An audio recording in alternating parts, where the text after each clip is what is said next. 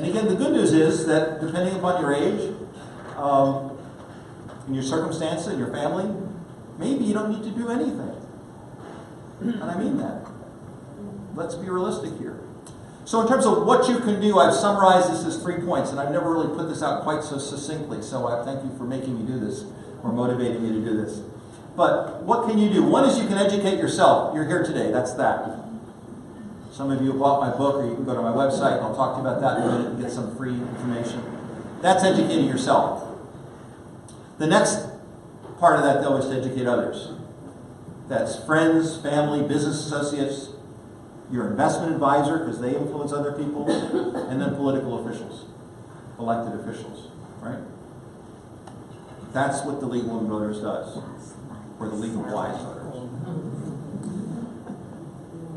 The third thing is evaluate your assets.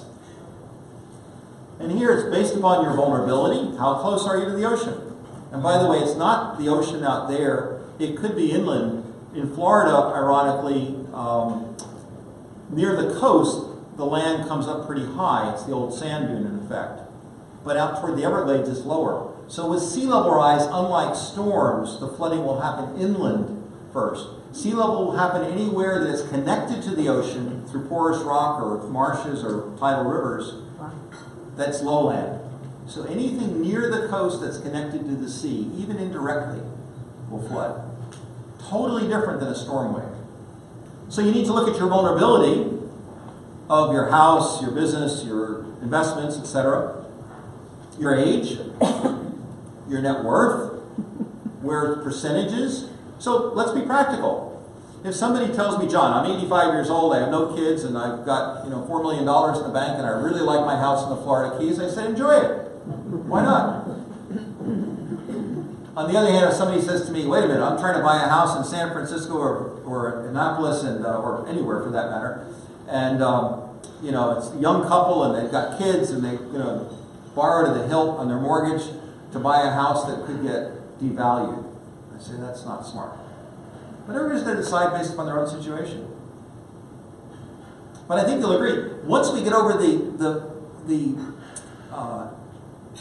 being sad, perhaps being angry that we didn't start dealing with this 30 or 40 years ago when we could have slowed it sufficiently. But it is what it is. I mean, that's what life is, right? The truth is, once we get over our emotional and not wanting to deal with it and being fearful, it's kind of like getting older. We know where that's going to end. We may take care of ourselves, eat well, exercise, have a life insurance policy, and so on. It's not a fun subject, right? But it's part of life. And sea level went up and down before by itself. We've triggered this one. It wouldn't be going up now if it weren't for us. But to put it in a large context, sea level went up and down 400 feet without us. It would be going down now if it weren't for us, and it's going up. That's the simple reality. And when you see it that simply, and you say, listen, we can sit here and get political, we can talk about who's in the White House or Congress or whatever, and we should, but it doesn't matter in terms the sea is going to rise. Either modify your assets, I mean, you may be able to raise your house or do some things to reduce your vulnerability, but it's not just the elevation of your house, because you may have a condo or a house that's actually high and dry, but maybe the community around you, the streets, the stores, the water plant, the wastewater plant, the power system, maybe they're vulnerable, right? So it's different than simple flooding. But you can then either enjoy it, you can sell it, you can buy a higher floor, you can move to a higher spot of ground. There is nothing that any political leader can do that will slow sea level rise in the next 10 years. Now, there are things they can do in the next 10 years that will slow it this century. See the difference? We can lessen the impact, but we can't have any impact in the next 10 or 20 years on the rate of sea level rise. We can only begin to adapt.